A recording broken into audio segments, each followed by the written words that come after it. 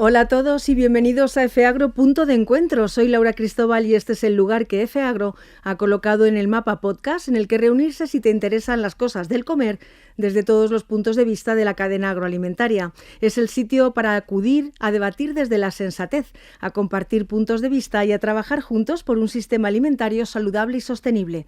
Si quieres participar, comentarnos tus impresiones o proponernos asuntos para debatir, puedes escribirnos a redaccion@feagro.com y estaremos encantados de escucharte. Hoy soy muy afortunada, os lo confieso. Voy a hablar de un tema que me apasiona, que son los alimentos y cuáles son los procesos que nos permiten que nos lleguen seguros y saludables. Y lo voy a hacer con profesionales que son voces autorizadas para hablar de ello, mujeres que admiro y a las que doy las gracias por compartir este tiempo con nosotros. Son Carlota Martínez, responsable de Nutrición y Salud de la Federación Española de Industrias de Alimentación y Bebidas, FIAB, y Carolina Muro, responsable de Asuntos Públicos de Nestlé y presidenta del Grupo de Trabajo de Composición de FIAB.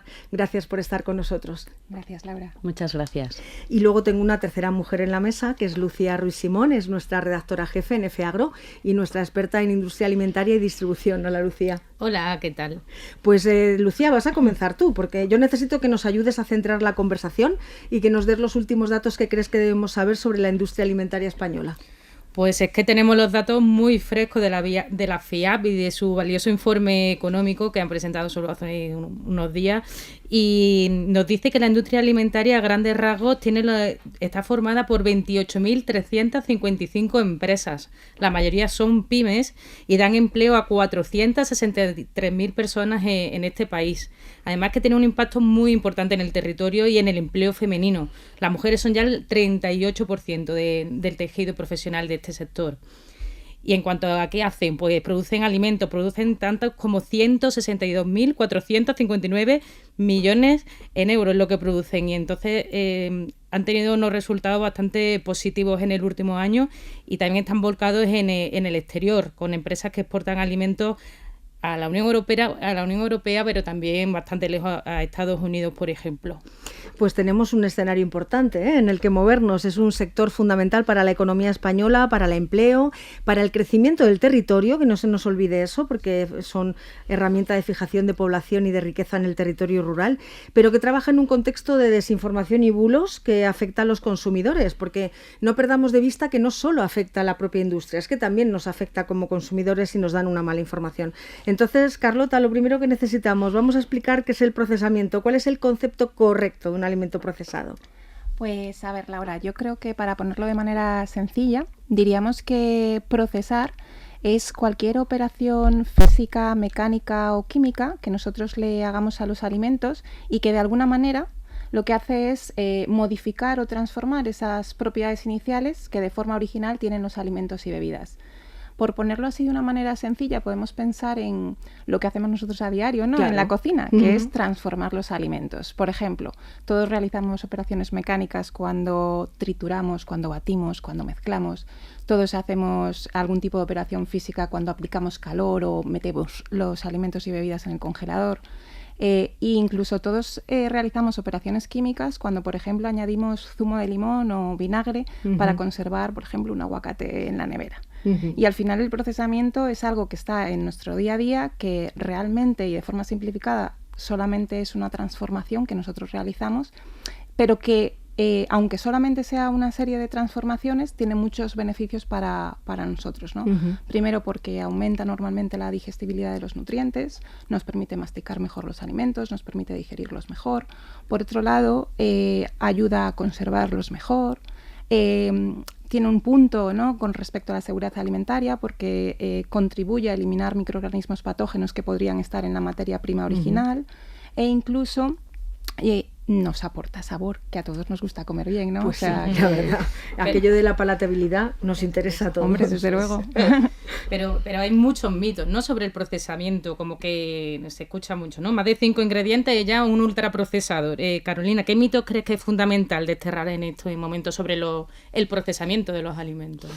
Bueno, hay un montón. Muchas gracias, Lucía. La verdad es que lo ha comentado Carlota, ¿no? El procesamiento de alimentos es fundamental, lo necesitamos para poder tomar una serie de alimentos, pero es verdad que cuando hablabas del término ultraprocesado, ¿no?, que últimamente se está escuchando mucho, a mí me gustaría primero aclarar que no hay una definición científica, no hay ningún consenso científico que defina esta palabra, ¿vale? Eso es importante también tenerlo en cuenta, porque se utiliza mucho sin tener la ciencia por detrás, ¿no? Que yo creo que es algo que tenemos que tener claro, no solo desde la parte de industria, sino también desde la parte de los medios de comunicación, ¿no? Y desde la parte política.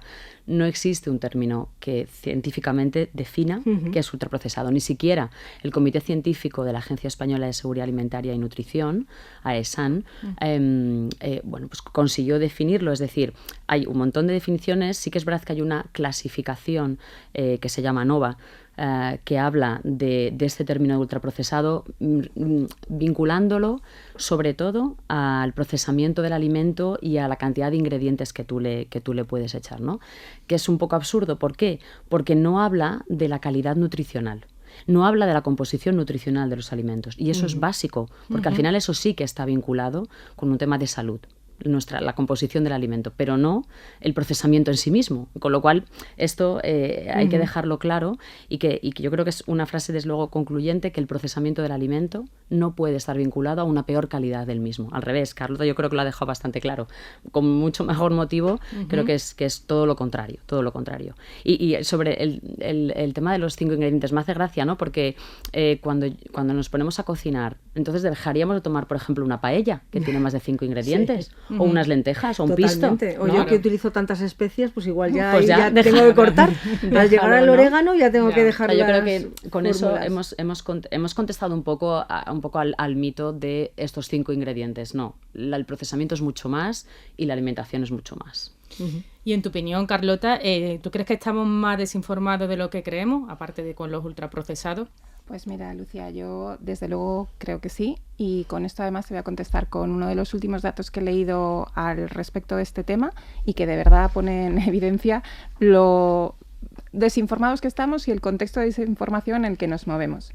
Hace poco leía que la Universidad de Dublín, con la aplicación MyFitnessPal, habían realizado una investigación en la que lo que hacían era analizar una serie de vídeos, en concreto más de 67.000 vídeos de la red social TikTok, y los comparaban con las directrices dietéticas a nivel general o consensos generales que había en nutrición, en salud. Y lo que observaron fue que en estos vídeos sobre alimentación, salud, nutrición, solamente el 2,1% de los vídeos se ajustaban a esas directrices Madre y consensos. mía. El resto de los contenidos o eran inexactos, eran ambiguos, no tenían respaldo científico apropiado, con lo cual esto ya nos pone de manifiesto un poco el contexto de desinformación en el que nos movemos todos, ¿eh? O sea, tanto nosotros, que podemos tener un poco más de expertise, como cualquier otro consumidor de a pie. Nosotros comentamos muchas veces en FAgro que hay veces que nos entran cosas y nos cuesta, y en extremis las paramos, y somos especialistas en agroalimentación, que no le puede pasar a una persona que solo es un consumidor de redes sociales y su acto es ir al supermercado. Quiero decir, y además corriendo, porque vamos todos corriendo al supermercado. Con lo cual, imaginaros, ¿no? Yo, una de las reflexiones que siempre se me vienen a la cabeza cuando hablamos del procesamiento de alimentos es que no es nada nuevo, igual que lo que nos contaba Carlota al empezar este podcast, ¿no? El ser humano siempre ha procesado los alimentos para que perduraran en el tiempo, o porque de esa forma ha mejorado su salud o ha podido viajar y volverse nómada, es decir, para progresar. Por eso no me he podido resistir y he invitado a este debate a una de las expertas que más admiro en este campo. Ella es Ana Mateos, es doctora en prehistoria, responsable del grupo de investigación de paleofisiología y ecología humana en el Centro Nacional de Investigación sobre la Evolución Humana, que está en Burgos, vinculado a ese fascinante lugar sobre la historia del hombre que es Atapuerca. Ana, muchas gracias por aceptar nuestra llamada. Gracias a vosotras. Hola Lucía, Carlota y Hola. Carolina. Encantada de estar aquí. Ana, la idea que yo he planteado es correcta. ¿En la evolución del hombre ha sido clave la propia evolución del procesamiento de sus alimentos? Pues mira, en evolución humana es que nos complicamos la vida con otras cosas, pero realmente a la hora de hablar de procesamiento, nosotros siempre hemos tenido en cuenta que los humanos hemos procesado, hemos transformado los alimentos que teníamos, incluso los chimpancés procesan sus alimentos, así que es tan antiguo como que desde que nuestro linaje empezó su andadura hace millones de años. ¿Cuál crees que fue el momento sustancial, el punto de inflexión? A mí se me viene en mi ignorancia el fuego, evidentemente, pero Claro. ¿cuál es el punto de inflexión? Bueno, realmente es mejor hablar de varios puntos de inflexión. El fuego, como tú dices, es el paradigma porque es el que mayor impacto cualitativo ha tenido en el procesamiento de alimentos, tanto vegetales como los de origen animal. Pero si nuestros oyentes y todos nosotros pensamos que simplemente con coger un canto de río y partir un hueso para extraer el tuétano y la grasa, ya hemos hecho un procesamiento de una carcasa animal Sí. que vamos a consumir. O sea, con ese simple gesto, que es básico, pero que casi es una revolución en la dieta humana, el consumo de esos alimentos tan calóricos como los procedentes del tejido graso animal. Fíjate, ahí hay un punto de inflexión interesante. El fuego, por supuesto. Yo creo que todos tenemos que pensar que eso ha sido un punto de inflexión en nuestra alimentación. Ujú. ¿Qué hemos aprendido? ¿Qué has aprendido del estudio de nuestros antepasados respecto al impacto de esas técnicas alimentarias? Pues fíjate que son múltiples y variadas desde hace millones de años esas técnicas tanto de manipulación de alimentos, pues porque además con la tecnología y con las técnicas alimentarias lo que hemos podido es ajustar algunas de las limitaciones que tenemos en la fisiología, que ha comentado Carolina, ¿no? Ujú. Y Carlota, que y todos esos condicionantes que tiene la propia fisiología los hemos sobrepasado con las técnicas pues de cocinado, de manipulación, de transformación. Por ejemplo, hemos evitado patógenos, importantísimo, porque Ujú. hemos comido carroña muchos miles de años. Hemos mejorado la digestión, hemos frenado el coste energético de todos esos procesos de digestión y de absorción de nutrientes. Pues, por ejemplo, el fuego, eso lo ha mejorado, ha ablandado tejidos, Ujú. mejora la digestión, aprovechamos mejor las calorías, en fin, la disponibilidad de nutrientes es muchísimo mayor y ya no digo nada cuando saltamos a la conservación de alimentos, que eso también es otro punto de inflexión interesante porque ha hecho que el ser humano no dependa tanto de la estacionalidad para conseguir alimentos como durante muchos millones de años. Ahora, digamos, nos encanta comer productos de temporada, debemos seguir Ujú. haciéndolo, pero bueno, digamos que la conservación de alimentos ha mejorado, que estén a nuestra disposición ciertos tipos de alimentos que no están durante todo el ciclo anual. Así que fíjate si hemos aprendido Sí, y desde creo que luego. debemos seguir no perdiendo eso que hemos hecho durante millones de años y que nos ha funcionado. Pero Ana, hemos mirado hacia atrás. Si miráramos para adelante, ¿cuál crees que es la clave del futuro del procesamiento? Porque además hay desafíos como son el cambio climático o una población mundial creciente que se van a relacionar absolutamente con la forma en la que producimos y transformamos los alimentos. ¿Crees que será el aliado para que podamos asegurar ese abastecimiento? Pues creo que como especie tenemos unos cuantos retos, ¿no? En reorganizar el sistema alimentario para que el planeta nos siga surtiendo de materia prima y de una manera sostenible esa alimentación influya en la mejor salud de los que habitamos el planeta Tierra, ¿no? Entonces, siempre y cuando esté alineado con la producción responsable, que no sea masiva, que no se intensifique, que la extracción no sea exagerada y que además pues todos tengamos un acceso igualitario a esos recursos, a esos alimentos y con todo eso la sostenibilidad podría garantizarse y luego, bueno, el humano también tiene que enfrentarse a cómo gestiona esos residuos, ¿no? Ujú. Eso sí que queda mucho por hacer, porque en cuestión de seguridad alimentaria, que eso también es un reto para parte del planeta o parte de los habitantes del planeta, bueno, yo creo que ahí el procesamiento de alimentos asegura que la seguridad de los alimentos en una buena parte de los consumidores esté más que garantizada. Entonces yo creo que sí que quedan muchos retos y ¿no? Por eso que los especialistas han llamado, ¿no? En la dieta de salud planetaria que debemos Ujú. cumplir todos, ¿no? O incluso diversificar algunos alimentos que hoy no tenemos en nuestro, en nuestro consumo habitual, ¿no? Ujú. Pues que como primates los hemos tenido, pues los insectos o cierto tipo de algas. Ahora ya, por ejemplo, las algas son el ABC, ¿no? De Sí. muchas de Ujú. nuestras recetas, ¿no? O lo que gestionamos y las proteínas que fabricamos en el laboratorio. En fin, que hay un montón un abanico importante para diversificar la dieta, para que no sea tan extractiva con las materias primas del planeta. Así que, bueno, creo que ahí hay hay para otros miles de podcasts. Sí. Precisamente. Bueno, creo que lo mejor del sector agroalimentario es que jamás nos quedaremos sin temas de los que hablar y que debatir. Ana, muchísimas gracias. No sabes cuánto te agradezco que nos hayas acompañado y desde luego quédate preparada porque te volveremos a llamar para seguir hablando del pasado y también de lo que eso nos marca para nuestro futuro. Perfecto, muchas gracias a vosotras. Gracias, Ana. Hasta luego.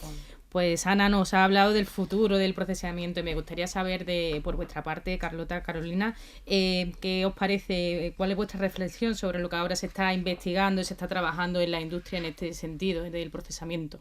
Pues mira, Lucía, al final yo creo que las empresas tienen claro que debemos mejorar la calidad de vida de las personas a través de la alimentación. Yo creo que esto es un titular importante, ¿no? Y que además lo tenemos claro, ¿no? Que eso lo tenemos que hacer, ¿no? Entonces, ¿cómo podemos colaborar o cómo podemos trabajar en esto? Al final es tocando un poco la composición de los alimentos, ¿vale?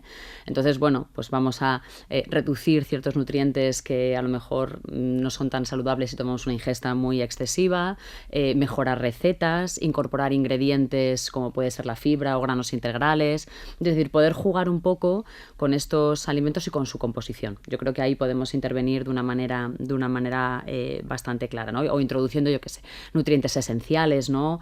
Toda esta variedad que tenemos, pues para ciertas intolerancias, en fin, al final podemos jugar, y dígalo entre comillas, el poder incorporar una serie de ingredientes que los utilizamos para mejorar la calidad de vida, ¿no? Con todo esto, firmamos hace ya un tiempo, pero sí que es un plan de mejora de composición de alimentos, lo firmó la industria alimentaria de la mano de FIAB y con AESAN. Fue un plan muy ambicioso porque fue el primer plan que hacíamos de mejora de la composición. Metíamos a 13 categorías de alimentos, sobre todo alimentos que estaban en la cesta de la compra de una manera habitual. Y yo creo que fue un gran logro por parte de la industria y de los sectores, y también de la mano, por supuesto, de la administración, de creer en nosotros.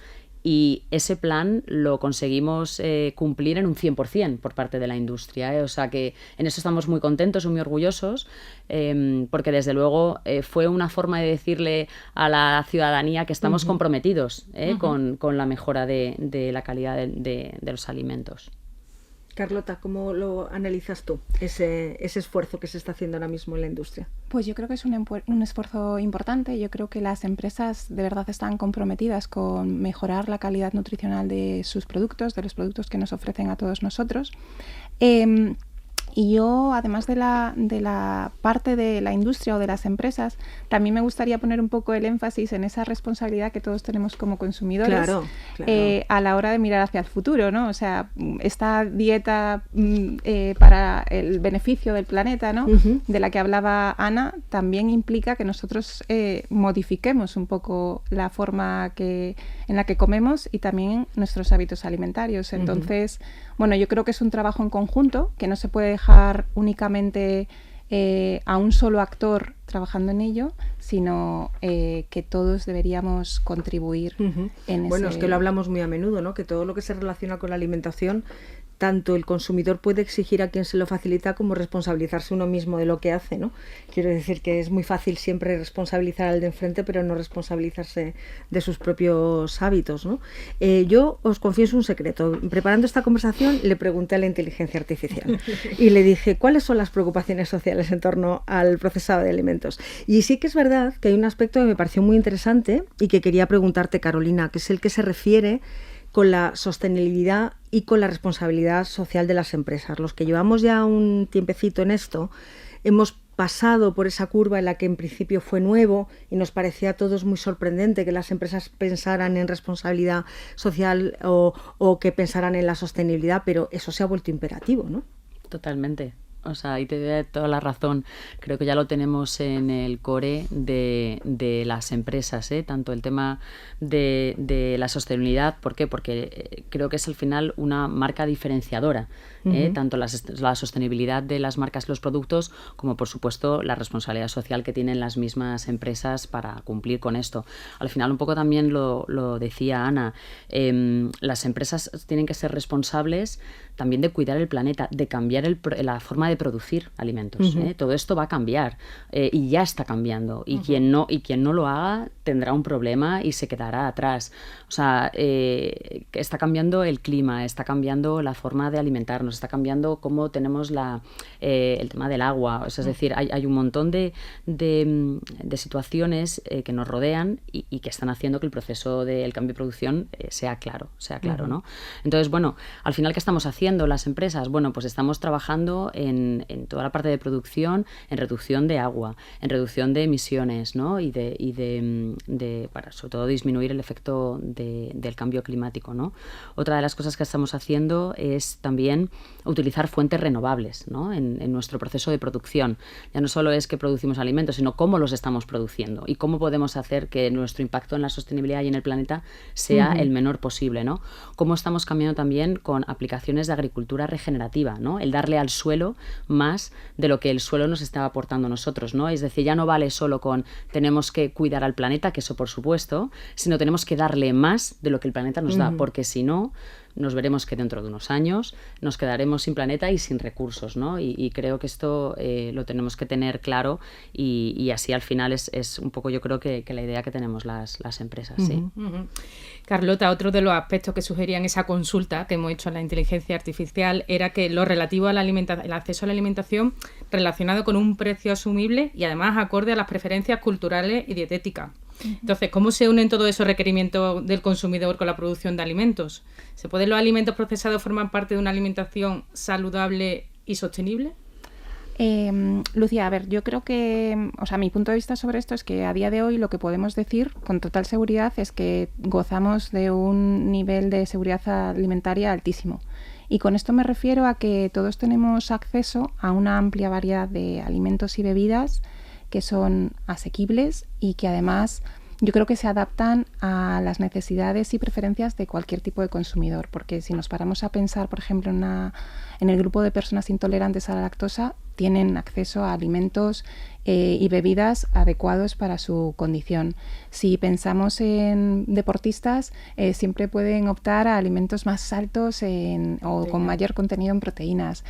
Cuando hablamos de personas con sensibilidad al gluten, tenemos esa opción también. O incluso en el caso de una hipertensión, pues siempre hay productos reducidos en sal o incluso sin sal. Entonces yo creo que en ese sentido la producción de alimentos y bebidas sí va de la mano, ¿no? De esa adaptación a las preferencias y necesidades de los consumidores y que por otro lado yo creo que nos ayuda a todos a mantener un estilo o un patrón alimentario saludable y sostenible. Y yo añadiría una S más, que es sabroso, porque los alimentos procesados al final nos ahorran muchísimo tiempo en la cocina y sobre todo me refiero más a las tareas más tediosas, limpiar, cortar, poner a remojo, cosas así.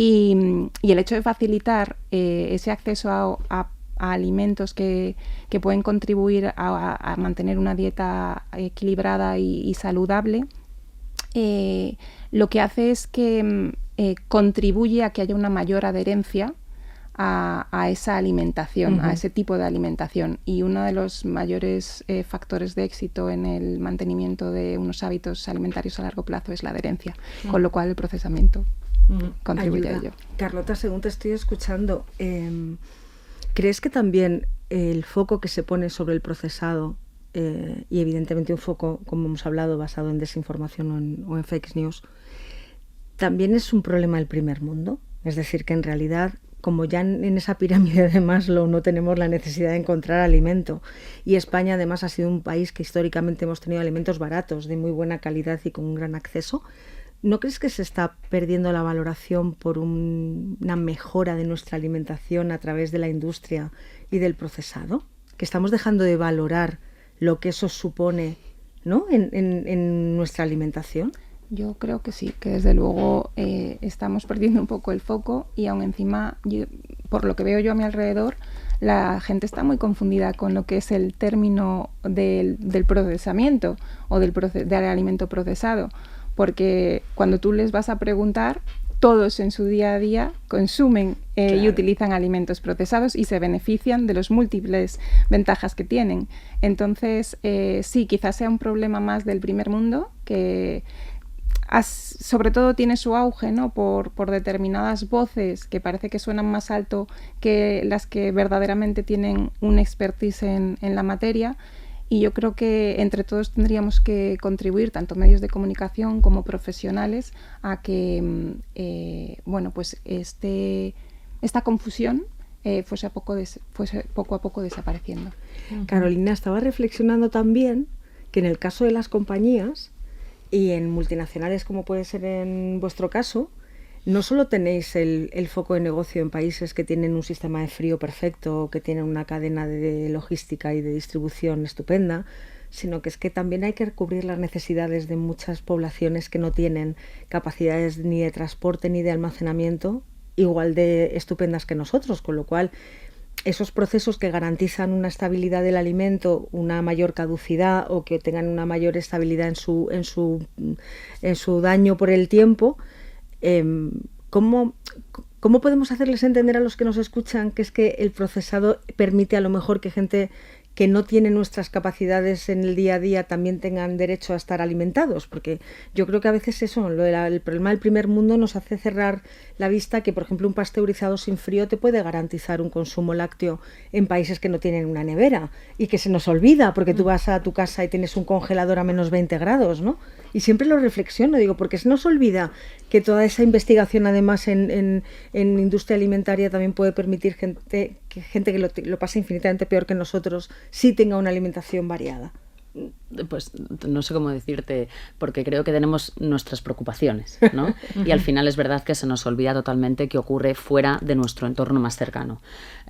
Dicho esto, al final yo creo que también se nos olvida que en la industria lo que hacemos es cocinar de manera grande, ¿no? O sea, hacemos unas lentejas de manera grande. No hay nada diferente a lo que se puede hacer en casa, y además esto permite que tengas un acceso, por ejemplo, lo digo con las conservas vegetales, ¿no? Que esto tienes un alimento muy completo, que tiene proteína, que tiene hidrato de carbono, que además tiene vitaminas y minerales, tienes todo en una pequeña lata, y esto lo puedes mover por muchas partes del mundo, ¿no? Con una fecha de caducidad muy larga. Pongo este ejemplo un poco por lo que tú dices, ¿no? Que se nos olvida que en el fondo nosotros, eso es, cocinamos de manera grande, no hacemos nada diferente, y luego que podemos moverlo por muchas partes del mundo y llegar a muchas partes que a lo mejor no tienen ese acceso, esa posibilidad.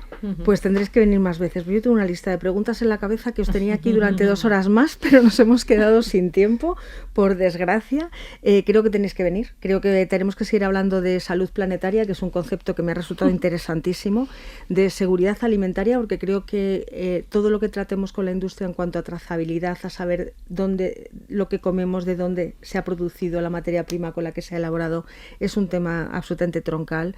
De seguridad alimentaria en el concepto de que todos tengamos alimentos disponibles, del esfuerzo de las empresas, porque yo os confieso que igual que no admito el greenwashing, pero tampoco admito que se culpabilice a todo el mundo como tabla rasa, como si ninguno de sus esfuerzos fueran directos, así que nada, os necesito en los siguientes podcasts, clarísimamente. Espero que nos acompañéis más veces en FEAGRO para seguir analizando esta cuestión desde la sensatez del debate. Gracias a todas por ayudarme a comprender mejor la situación. Gracias. Y a vosotros, muchas gracias por escucharnos. No dejéis de estar al tanto de la actualidad agroalimentaria en www.feagro.com y de seguir, por supuesto, FEAGRO Punto de Encuentro, porque es el sitio de todos.